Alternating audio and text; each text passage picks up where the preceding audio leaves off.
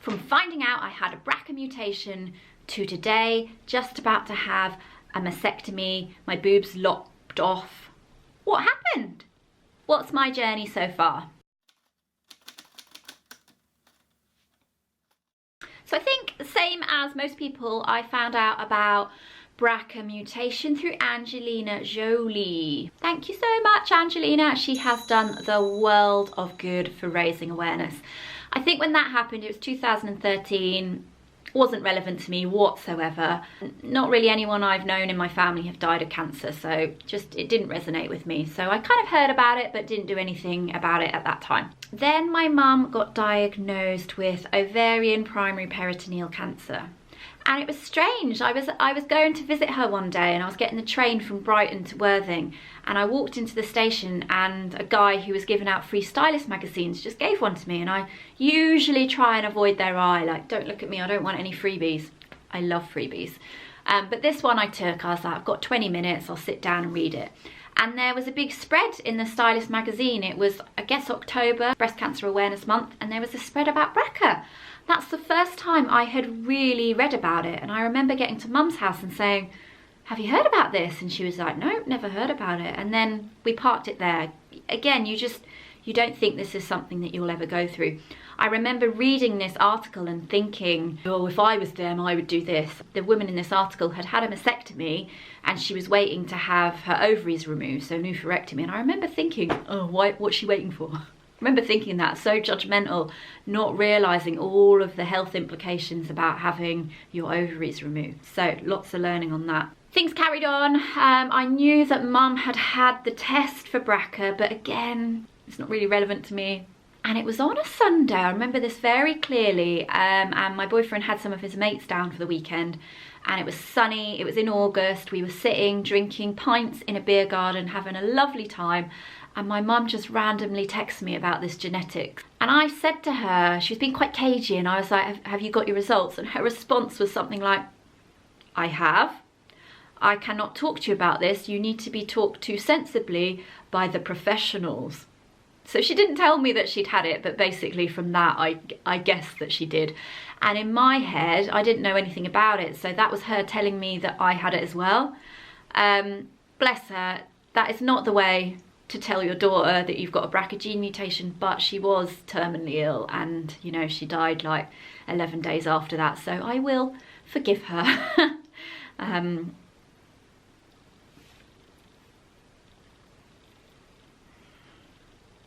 So after she died, it was only a couple of months after she died, I went and got tested, and the genetic counsellor said to me, this is quite a lot to be going through at the moment. And I said, you know, I've convinced myself I've got this anyway, so just do it. Put me out my misery. The test came back in January 2016. I got a letter through the post. I remember coming home and my boyfriend was on a night shift, so I was home alone and I just read this letter like, that's a bit of a blow. But I do remember feeling, bear in mind my mum had died 3 months earlier, I felt a little bit closer to her. I felt that, you know, I've got her genes and this is something that bonded us. So, you know, silver linings. I saw a genetic counsellor about the results quite a bit after that. She basically said, I was 27 at the time, there's not much we're going to do at the moment, not until you turn 30. They don't start MRIs till you turn 30. It wasn't a huge risk of me getting breast cancer, and it still isn't really, because it hasn't been that present in my family. So at the time, I was like, I really wanted to breastfeed. So I just said, you know, I'm sure I'm going to have a baby by the age of 30. And I'll leave it, I'll have a child, and then think about it after I've had children. And that's where it was left for a couple of years. The first little niggle in my brain was my lovely friend Helen, who was the first of all of our friends to have a baby. And I think at the time her son was 4. And she's the first person who said to me, why would you wait? Why would you wait to have children before you have a mastectomy? When are you ever going to find the time to have a mastectomy when you've got children? And I was like, oh, I don't know. And she was like, do you realise how limited you'll be? You won't be able to pick up your babies. I was like, oh, I hadn't thought about that. And she's like, what if you never find the time? You know, what if you are in your late 30s and you've got children and then you get cancer? Then what are you going to do? She really drilled this into me. We were actually out at, what was it called? That club where we danced on the tables. So we were like dancing on the tables, going wild, and then having this really serious chat. We're like covered in sticky beer and stuff. So she's the first person who planted that seed in me. And then I guess as more of my friends had babies, I was also thinking about that. And also I wasn't having babies. I still don't feel ready. I'm 31 now, and babies isn't really on the agenda for us. So I'm start thinking, how long am I going to wait before I have children, and then before I have a mastectomy, and then when I turn 40 I need to be thinking about ovaries. So it started getting on top of me, and I thought, what better time when I have no responsibilities, no commitments other than my darling cats. I've got a stable job, I'm working full-time, I'm not going to be on part-time hours having a baby. So it just practically made more sense to have it when I'm young and healthy. So it was a big decision to make, and you know, it's a big thing on a relationship as well. So I've been with my partner 5 years now, and we talk about everything a lot, and this is something I felt really hard to raise it. I was, you know, trying to tell him for ages, and then I thought, oh, we were going to go to Mexico for 3 weeks, so I was thinking 3 weeks, we'll have dinner together every single night for 3 weeks, I'll tell him then.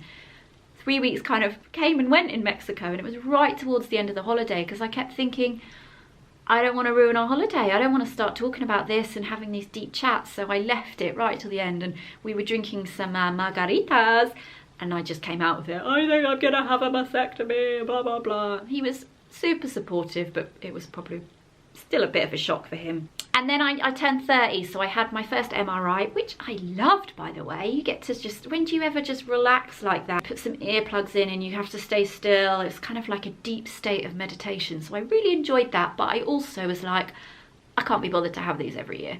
So I've spoken to so many friends and family. I really recommend this to everybody. Speak to people about what you're going through. Ask your friends' advice. If you were me, what would you do? It's a very hard question for people to answer, and most of your friends will go, I have no idea. Speak to people who've been through it. Get on the online community. Get a social media account.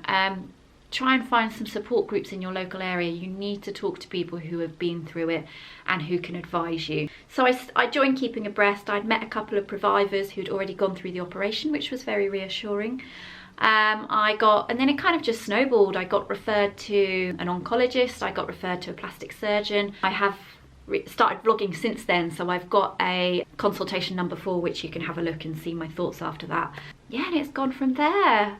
It's a really, really hard decision to make, and I still don't know if it's the right one. I will never know if it's the right one. I think I'm never much of a gambler, and I think for me, personally, it would be so much worse if I got cancer and I knew that I could have prevented it. That's worse for me than living without cancer and constantly worrying that it's going to get you. One of the big things as well for me is that I haven't got enough tissue on my body to recreate boobs out of my own flesh and blood.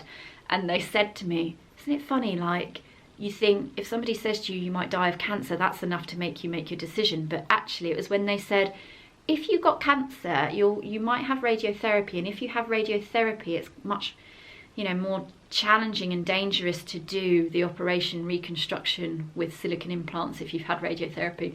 So all I thought was, if I get cancer, I won't even have the opportunity of a reconstruction, whereas if I do it now, I can get a reconstruction. After all that, that's the main thing on my head. It's not about my life. It's about me having a reconstructed boobs. It's about me having a flat chest. So, you know, that is years and years of my decision making cut down into a couple of, like, 10 minutes. It is not an easy thing to go through. I still don't know if I've made the right decision. I'm comfortable with it.